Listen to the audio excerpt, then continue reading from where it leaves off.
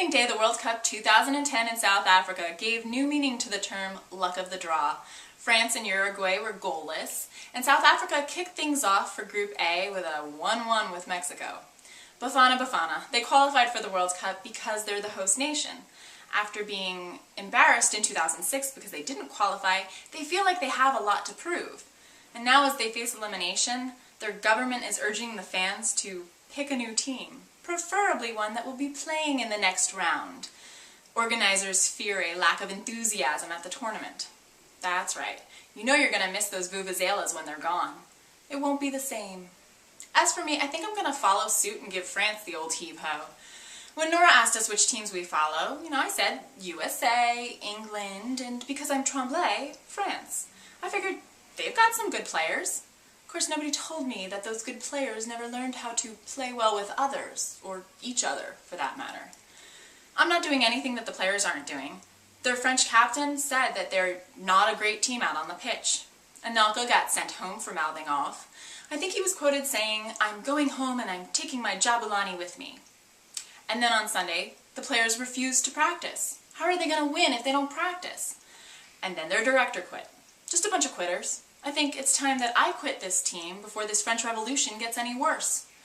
So who is going to be in the next round? Well, in Group B, Nigeria is not going to be able to concentrate after their losses, and Greece has to face Argentina. Argentina, the first team to get 6 points. They've got that crazy coach Maradona. He's more fun to watch than the players. And that's saying a lot, because they've got Messi, the winner of the European Golden Shoe, and Higuain, the first guy to get a hat trick at the World Cup. But Maradona, he just can't sit down. As the South Korean coach put it, he behaves in a manner that isn't appropriate. But I think he just wants to get out on the pitch and play. Maradona was the Messi of his day. He scored the goal of the century in the World Cup in '86. So I think he's fun to have on the sidelines. His little leash gives him just enough room to jump out and entertain me for the rest of the World Cup. I'm officially switching over to Argentina. Go ahead, judge me. Hey, according to my bracket, they're going to win the World Cup anyway, so why not? As for my predictions, for Group A, I see Mexico and Uruguay going through, and definitely Argentina in Group B. I think it's going to be close between South Korea and Greece. It's going to come down to statistics, but I'm going to go with South Korea. So I'm going to take Group C, England, the US, Algeria, Slovenia, and Group D, Germany, Serbia, Ghana, and Australia, and mash them up. Here goes. Serbia and Slovenia both used to be part of Yugoslavia, so this will be Serbia's first World Cup appearance as its own country and Slovenia's second. And after scoring 0 points in its 2002 campaign, I'm kind of shocked that it's sitting at the top of Group C right now.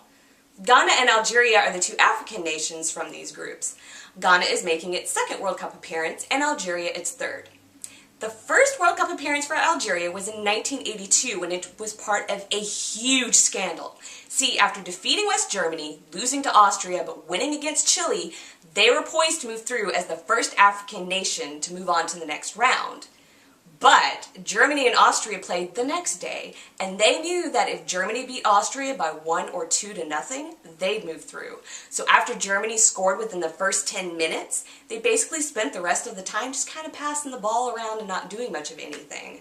Everyone was outraged. So FIFA had to change the rules, which is why the final 2 games for each group stage are played simultaneously. Germany sits behind Brazil and Italy as the country with the most World Cup wins at 3. England has only won 1 World Cup in 1966.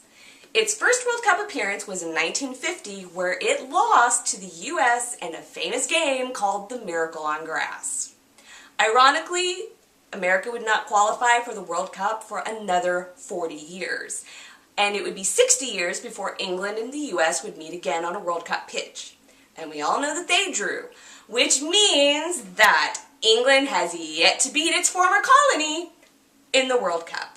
That brings us to Australia, another country that calls it soccer. This is Australia's 3rd World Cup campaign, and it's not going well for the Socceroos. I mean, they've gotten a red card in each of their games, and they've pretty much played both of them with only 10 men on the pitch, so odds aren't looking good for them. Which brings me to my predictions. I know Slovenia is sitting at the top, but If the US and if England can both win their next games, they will move through. So come on, England. You can do it, Three Lions. Focus. Group D. I know that Ghana is also sitting on top, but since they only seem to be able to score from penalty kicks, I'm going to give it to Germany and Serbia. Stranger things have happened, but that's what I'm going with. Either way, I can't wait to see because this is going to be exciting.